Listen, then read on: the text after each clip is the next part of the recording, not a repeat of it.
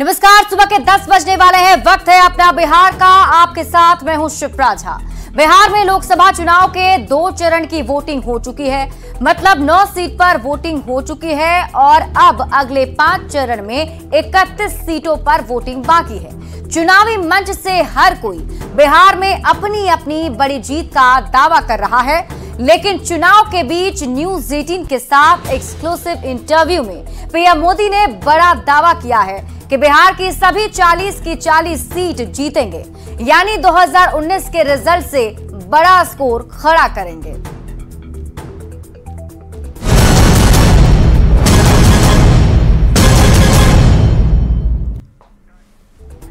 News 18 के साथ exclusive interview में पीएम मोदी ने बिहार को लेकर कहा कि बिहार में पिछली बार हम 1 सीट हार गए थे, लेकिन इस बार 1 भी सीट नहीं हारेंगे, यानी बिहार की सभी 40 की 40 सीटें जीतेंगे। पीएम मोदी ने यह दावा किया न्यूज 18 के group editor in chief Rahul Joshi के उस सवाल के जवाब में, जिसमें राहुल जोशी ने पूछा है कि बिहार में एक बार फिर नीतीश कुमार उनके साथ हैं, ऐसे में वे इस चुनाव को कैसे देखते हैं? क्या वे 2019 के रिजल्ट को दोहराएंगे? बिहार में आपने फिर नीतीश जी के संग वापस जो है आपका गठबंधन उनके साथ है, उस गठबंधन के साथ लड़ रहे हैं, कैसे देखते हैं? पिछली बार 39 सीटें थी आपकी 40 में, क्या इसको रिपीट कर पाएंगे? पहले एक तो हम चुनाव असेंबली का साथ लड़े थे जी, बाद में वो कहीं गए फिर वापस आए, तो हम जो जनता का मैंडेट है उसके अनुसार साथ में है जी। जहां तक जन समर्थन का सवाल, कल मैं बिहार में ही था जी, जो जन समर्थन में देख रहा हूँ जी, अनप्रेसिडेंटेड, इतनी गर्मी में कोई पैंडल नहीं, कुछ नहीं जी, और लाखों लोग जिस प्रकार से इस बात से जुड़े हुए हैं, मैं साफ देख रहा हूँ जी कि बिहार में पहले हम 1 आध सीट शायद हार जाते थे, शायद इस बार 1 भी नहीं हारेंगे। 40 में 40 1 भी नहीं हारेंगे। बहुत बड़ा बयान है। पीएम मोदी बिहार की सभी 40 सीट जीतने का दावा यूं ही नहीं कर रहे हैं, इसके लिए वे पूरा दम भी लगा रहे हैं। पीएम मोदी के लिए बिहार कितना अहम है, आप इस बात से समझ सकते हैं कि इस चुनाव में 1 महीने के भीतर प्रधानमंत्री नरेंद्र मोदी 4 बार बिहार आ चुके हैं और 4 मई को एक बार फिर यानी 5वीं बार बिहार आने के लिए तैयार हैं। पीएम मोदी के अलावा अमित शाह, जेपी नड्डा और राजनाथ सिंह भी लगातार बिहार का दौरा कर रहे हैं और पीएम मोदी के मिशन 40 को साधने में पूरी ताकत लगा रहे हैं।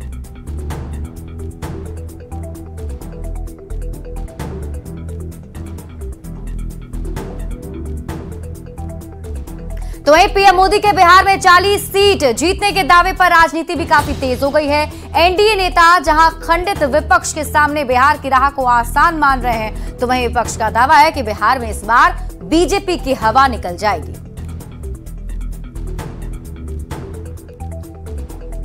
बिहार में एनडीए इस बार सभी 40 सीटें जीतेगी। यह सिर्फ पीएम मोदी का दावा नहीं, हकीकत है। सीमांचल से लेकर शाहबाद तक के क्षेत्रों तक एनडीए के पक्ष में जोरदार लहर है। बिहार की जनता महागठबंधन का सुपड़ा साफ करने का मन बना चुकी है। 2019 लोकसभा चुनाव में विपक्षी कुनबे को सिर्फ किशनगंज की सीट हाथ लगी थी, लेकिन इस बार किशनगंज में भी एनडीए प्रत्याशी की जीत होगी। बिहार सहित पूरे देश में पीएम मोदी की गारंटी की लहर चल रही है। यह गारंटी है देश की सुरक्षा का, जन कल्याण और राष्ट्र निर्माण का। इसलिए बिहार की सभी 40 सीटों के साथ एनडीए इस बार 400 पार करेगा। इसमें कोई किंतु परंतु नहीं है। बिहार में एक तरफ एनडीए का कुनबा है जहां नीति विकास है और दूसरी तरफ महागठबंधन के लोग हैं जिनके पास न नेता है, न नीति है और न नीयत है। बिहार ने पहले भी अपना आशीर्वाद एनडीए को ही दिया है। प्रधानमंत्री जी ने बिल्कुल ठीक कहा है कि इस बार बिहार में एनडीए के सामने 40 में 40 सीटें जीतने का लक्ष्य है। पिछली बार भी बिहार की जनता ने 40 में से 39 सीटें एनडीए की झोली में दी थी। इस बार तो अन्य पार्टियां भी हमारे साथ शामिल हैं। प्रधानमंत्री जी का बयान कि बिहार के 40 लोकसभा सीट पे एनडीए प्रत्याशियों की जीत होगी अक्षरशः सही है। प्रधानमंत्री जी का काम, उनकी गारंटी और खंडित और स्वार्थी विपक्ष इस बात की तस्दीक करता है कि 4 जून को बिहार के 40 सीट पे एनडीए उम्मीदवारों की प्रचंड जीत सुनिश्चित है। बिहार ने उनको पिछली बार 39 सांसद दिए थे, उन्होंने बिहार को क्या दिया? यहाँ तक कि पटना यूनिवर्सिटी का केंद्रीय यूनिवर्सिटी का दर्जा तक वो दे नहीं सके। और इतने झूठ बोलते हैं देश के प्रधानमंत्री सार्वजनिक मंच से, और जनता के बीच में महंगाई बेरोजगारी का इतना आक्रोश है कि इनको इस बार 10 सीट नहीं बिहार से आने वाला है। इनको जमीनी हकीकत से पाला भी नहीं पड़ा है। इनकी ये जो शगुफा छोड़ रहे हैं ना 40 पार, उसका सब हवा निकल चुका है। आदरणीय प्रधानमंत्री जी 40 सीट बिहार में जीतने का दावा कर रहे हैं, मुगालते में है, दिवा स्वप्न देख रहे हैं। 2 चरणों के मतदान के बाद 400 पार का नारा तो उन्होंने बंद कर दिया। अब बिहार की 40 सीट जीतने का दावा कर रहे हैं। जनता ने इस बार सबक सिखाने का मन बना लिया है और बिहार में जो 2 चरणों के मतदान हुए हैं उससे पता चल गया है कि बीजेपी को यहाँ कोई सीट मिलने वाली नहीं है। इसलिए आदरणीय प्रधानमंत्री जी 40 सीट का दावा कर रहे हैं। तो 40 सीट पर पीएम मोदी के दावे की वजह को भी अब आप समझ लीजिए। पीएम मोदी के नाम 10 साल की उपलब्धियां हैं। एनडीए के स्वाभाविक सहयोगी नीतीश कुमार एक बार फिर से प्रधानमंत्री नरेंद्र मोदी के साथ आ चुके हैं और बिहार में एक बार फिर से डबल इंजन की सरकार है। और यहाँ पीएम मोदी और सीएम नीतीश कुमार की जोड़ी को 2019 में भरपूर प्यार मिला था, जिसमें 39 सीटें एनडीए को मिल गई थी। तो एनडीए के सामने इंडिया अलायंस अभी बिखरा हुआ नजर आ रहा है। एनडीए के बड़े नेता बिहार में अपना दमखम लगा रहे हैं। इंडिया अलायंस से राहुल गांधी ने अभी तक सिर्फ एक रैली की है, जबकि प्रधानमंत्री नरेंद्र मोदी 4 बार बिहार आ चुके हैं और एक बार फिर से आने के लिए तैयार हैं। विपक्ष के बड़े नेता बिहार में प्रचार से गायब नजर आ रहे हैं, तो वहीं दूसरी तरफ एनडीए के सभी वरिष्ठ नेताओं की बिहार में मौजूदगी है, चाहे केंद्रीय गृह मंत्री अमित शाह हो, रक्षा मंत्री राजनाथ सिंह हो या फिर प्रधानमंत्री नरेंद्र मोदी चुनावी जनसभा को संबोधित कर अपने पक्ष में वोट की अपील कर चुके हैं। बढ़ते हैं आगे और अब बात करते हैं अगली खबर की। बीजेपी सांसद रामकृपाल यादव ने प्रधानमंत्री नरेंद्र मोदी के 40 सीट पर जीत के दावे का समर्थन किया है और उन्होंने कहा है कि बिहार की जनता ने प्रधानमंत्री मोदी और एनडीए की सरकार के काम को देखा है, इसलिए एक भी सीट महागठबंधन को मिलने वाली नहीं है। मोदी जी ने कहा है अपने इंटरव्यू में, न्यूज 18 के इंटरव्यू में, मैं उससे बिल्कुल सहमत हूं। जिस तरह से प्रधानमंत्री जी के नेतृत्व में पिछले विगत 10 वर्षों में बिहार के गली और गांव तक विकास की किरण गई है, और यह सच है कि डबल इंजन की सरकार जो रफ्तार से बिहार को एक नई ऊर्जा, नई किरण, नई रोशनी देने का काम किया है, अब कोई आदमी अंधकार के उस गलियारे में नहीं भेजेगा जिस गलियारे से बहुत मुश्किल से नरेंद्र मोदी जी ने और नीतीश कुमार ने निकाल करके यहां तक पहुंचाया। इसलिए एक भी सीट 40 में इस महाठगबंधन जो लुटेरे हैं, देश के तोरक हैं, देश को बेचने वाले हैं, गरीबों को ठगने वाले हैं, उनके पक्ष में नहीं जाएगा। डिप्टी सीएम सम्राट चौधरी ने पीएम मोदी के 40 सीट पर जीत के दावे का समर्थन किया है। सम्राट चौधरी ने कहा है कि बिहार में एनडीए को पूरा समर्थन मिल रहा है और एनडीए की सभी 40 सीट पर जरूर जीत होगी। अरे अपने उम्मीदवारों का जमानत तो बचाए, राजद के लोग जमानत बचाने का काम करिए ना। और पूरा हिंदुस्तान जानता है कि खाता खुलेगा कि नहीं खुलेगा, ये पता चलेगा। प्रधानमंत्री जी ने कहा है कि बिहार में हम 40 में 40 सीट जीतेंगे, विपक्ष के लिए कोई जगह नहीं है बिहार में। हाँ, एकदम सही है। देश के यशस्वी प्रधानमंत्री बिहार के मूड को भी समझते हैं, जनता के भी मूड को समझते हैं। और मैंने बार बार कहा है कि बिहार की जनता को तनिक भी भनक लग जाए कि लालू प्रसाद जी आ रहे हैं तो सुपड़ा साफ नहीं, जमानत सभी सीटों पे समाप्त हो जाए।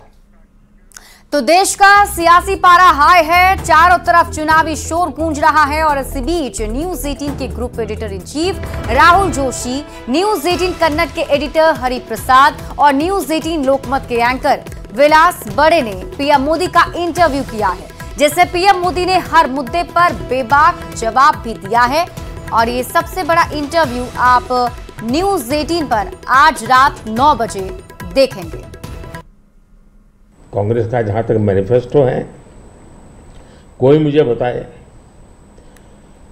क्या चुनाव के अंदर पॉलिटिकल पार्टियों के मैनिफेस्टो ये कोई शोपीस के लिए होते हैं क्या?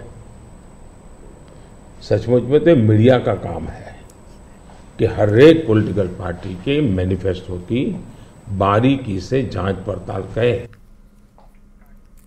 तो पीएम मोदी ने न्यूज 18 पर सबसे बड़ा इंटरव्यू दिया है। पीएम मोदी ने इस इंटरव्यू में कांग्रेस को घोषणा पत्र से लेकर संपत्ति टैक्स और कर्नाटक में कांग्रेस सरकार तक पर खुलकर अपनी बात की है। पीएम मोदी ने कांग्रेस मैनिफेस्टो पर प्रहार करते हुए कहा है कि मैनिफेस्टो में मुस्लिम लीग की छाप है, पार्टी मुस्लिम लीग की नीतियां अपना रही है। पीएम मोदी ने कहा है कि ओबीसी आरक्षण पर डाका डालने की कोशिश हुई है और एससी/एसटी के आरक्षण पर भी कांग्रेस तलवार लटका रही है। अब पीएम मोदी के इस बयान के बाद सियासत गर्म है। आरजेडी और कांग्रेस ने पीएम मोदी पर हमला बोला है, तो बीजेपी और जेडीयू ने कांग्रेस पर हमला बोलते हुए पीएम मोदी की बातों को सही ठहराया है। प्रधानमंत्री ने बिल्कुल सही कहा है, ये कांग्रेस में मैनिफेस्टो जो है ये बिल्कुल मुस्लिम लीग का मैनिफेस्टो है। कांग्रेस को इनफैक्ट इस मैनिफेस्टो के साथ पाकिस्तान में चुनाव लड़ना चाहिए, क्योंकि इनकी जो मंशा है ना वो साफ झलकती है, पर्सनल लॉ स्ट्रेंथन करने की, रीडिस्ट्रीब्यूशन ऑफ वेल्थ करने की। मतलब ये आपकी संपत्ति लेके बाकियों में बांट देंगे। किसे बांटेंगे? घुसपैठियों में। आप देखेंगे कि जैसे जैसे अगला चुनाव का चरण आएगा, भ्रष्टाचार जनता पार्टी के नेता और देश के हमारे प्रधानमंत्री अपने असली एजेंडे पे आते जाएंगे, क्योंकि उन्होंने 10 वर्षों में कोई काम नहीं किया है। आदरणीय मोदी जी, अगर आपको बोलना है रोजगार पर बोलिए, अगर बोलना है महंगाई पर बोलिए, अगर बोलना है अन्नदाता पर बोलिए। जैसे जैसे चुनाव के चरण समाप्त होते चले जा रहे हैं, वैसे वैसे मोदी जी की बौखलाहट बढ़ती चली जा रही है। अब वो अपना बड़ा भड़ास कांग्रेस के न्याय पत्र पे निकाल रहे हैं। कांग्रेस का न्याय पत्र जो जनता का दर्पण है, उसकी मांगों का दर्पण है, उसके मुद्दों का प्रतिबिंब है। भी मुद्दा हो, महंगाई का मुद्दा हो, बेरोजगारी की मुद्दा हो, शिक्षा का मुद्दा हो, महिलाओं का मुद्दा हो, किसानों का मुद्दा हो, श्रमिकों का मुद्दा हो, आप इसमें समझ सकते हैं कि उन्होंने कुछ किया नहीं, तो यही प्रलाप करेंगे। लेकिन कांग्रेस पार्टी को सबके हक की चिंता नहीं, केवल गद्दी बचाने की चिंता रहती है और गद्दी पाने की चिंता रहती है। साथ ही साथ कर्नाटका में कांग्रेस पार्टी की सरकार कायम है और कांग्रेस पार्टी जिस ढंग से राजनीति का ऐसा इस्तेमाल कर रही है कि हर कांग्रेसी के मुंह से सत्ता का अहंकार की बदबू आ रही है।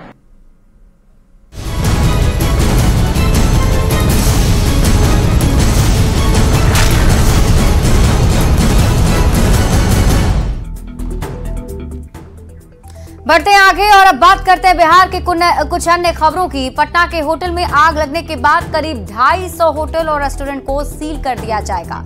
बिल्डिंग बायलॉज के तहत निर्माण नहीं करने के कारण इन होटलों पर कार्रवाई होगी। सभी होटल और रेस्टोरेंट में जांच टीम ने कई तरह की कमियां पाई हैं। जांच टीम अपनी रिपोर्ट पटना डीएम को सौंपेगी, जिसके आधार पर आगे की कार्रवाई की जाएगी। इस मामले पर और अधिक जानकारी दे रहे हैं न्यूज 18 संवाददाता संजय कुमार। पिछले 25 अप्रैल को पटना के इन्हीं 2 होटलों में भीषण आग लगी थी। आप तस्वीर देखिए, पाल होटल और अमृत होटल। और इस अग्निकांड के बाद अग्निशमन विभाग हो या पटना जिला प्रशासन या फिर पुलिस टीम अब कार्रवाई के मूड में दिख रही है। अब तक 30 टीमें गठित की गई है, जो राजधानी पटना के विभिन्न इलाकों में, चाहे वो स्टेशन रोड हो, एसपी वर्मा रोड हो, अशोक राजपथ हो, फुलवारी शरीफ हो, दानापुर हो या फिर पटना सिटी, यहाँ पर तकरीबन 250 होटलों और रेस्टोरेंट की जांच की गई है। और निरीक्षण का लीड पटना के सदर एसडीओ कर रहे थे। कई सारी कमियां जो है वो पाई गई हैं इन होटलों और रेस्टोरेंट में। यहाँ आग से सुरक्षा के पुख्ता इंतजाम तो दूर, आग बुझाने तक के साधन नहीं है। यही नहीं, होटलों में ऊपर की मंजिल पर जाने के लिए केवल 3 से 3.5 फुट की सीढ़ी पाई गई है। निरीक्षण के दौरान कई होटल मालिकों को टीम द्वारा फटकार भी लगाई गई है। पटना के जिला अग्निशमन पदाधिकारी की माने तो अग्निशमन विभाग अगले मंगलवार या बुधवार को होटल मालिकों के साथ एक बैठक करेगा और बैठक में तमाम तरह के इंस्ट्रक्शंस दिए जाएंगे। 15 दिनों का मौका जो है वो दिया जाएगा होटल मालिकों और रेस्टोरेंट मालिकों को कि 15 दिनों के अंदर वे अपने होटल और रेस्टोरेंट की व्यवस्था को दुरुस्त कर लें। अगर वो ऐसा नहीं करते तो कोर्ट की मदद से उनके होटल और रेस्टोरेंट को सील कर दिया जाएगा। कैमरा पर्सन संत के साथ संजय कुमार, न्यूज़ 18 पटना। छोटे से ब्रेक के लिए जल्द लौटते हैं वापस।